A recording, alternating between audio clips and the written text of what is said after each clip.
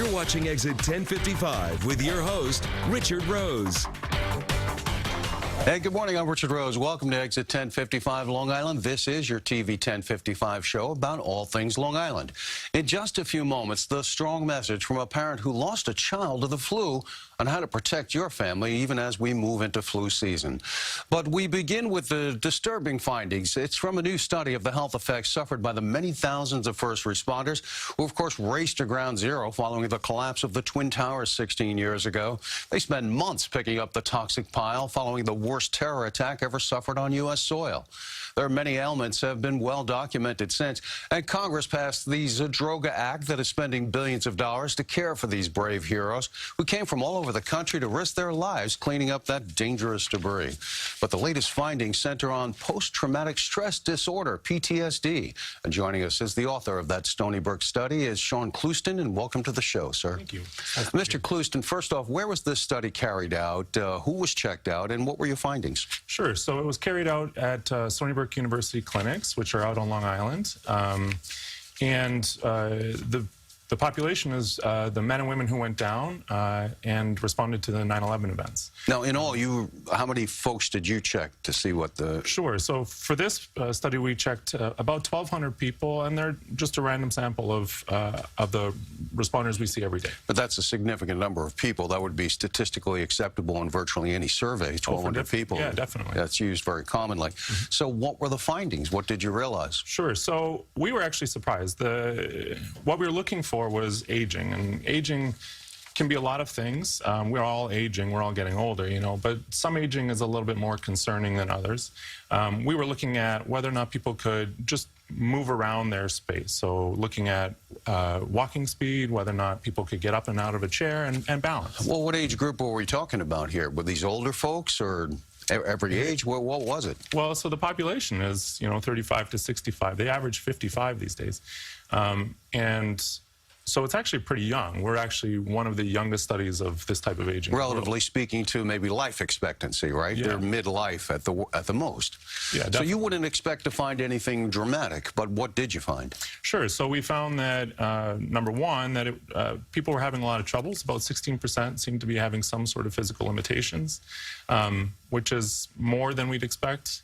And specifically, we found that the troubles that they were having were in domains such as chair rise speed that are commonly associated with both aging and with neurological conditions.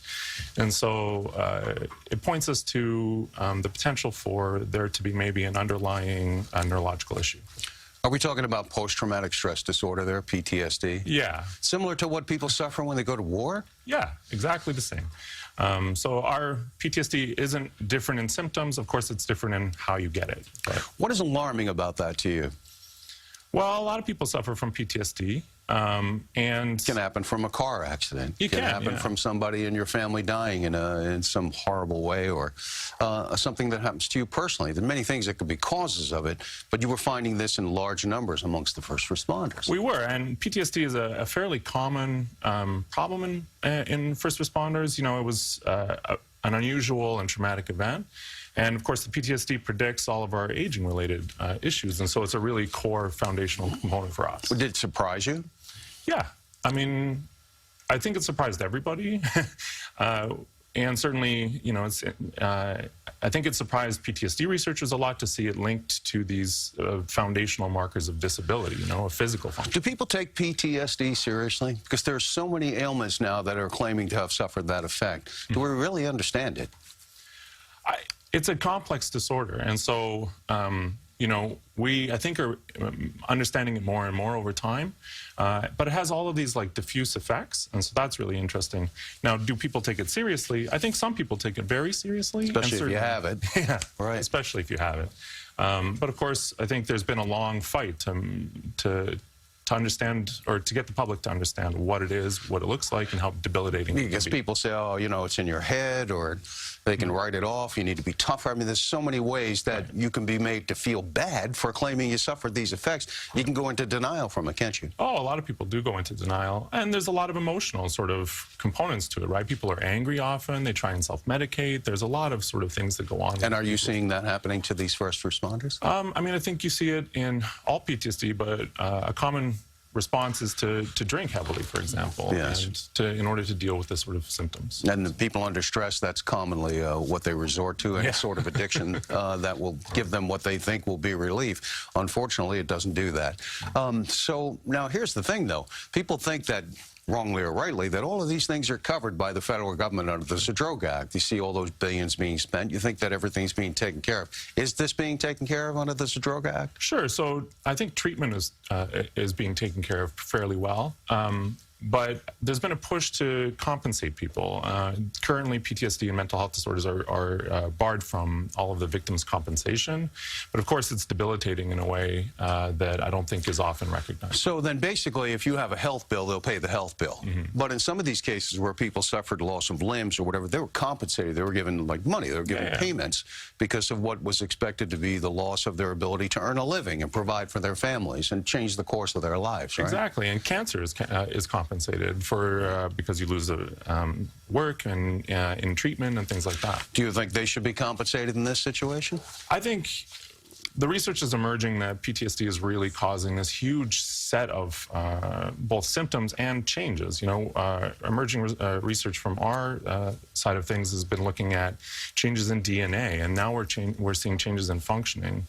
I mean, if you're seeing all of these changes and all of this stability, then well, you know, we see what Congress is under siege every day to pay for this or that, and telling us they don't have the money, trying to do a tax cut right now instead of thinking about the debt that they're in. And when the bills pile up, people say, well, we simply can't afford it.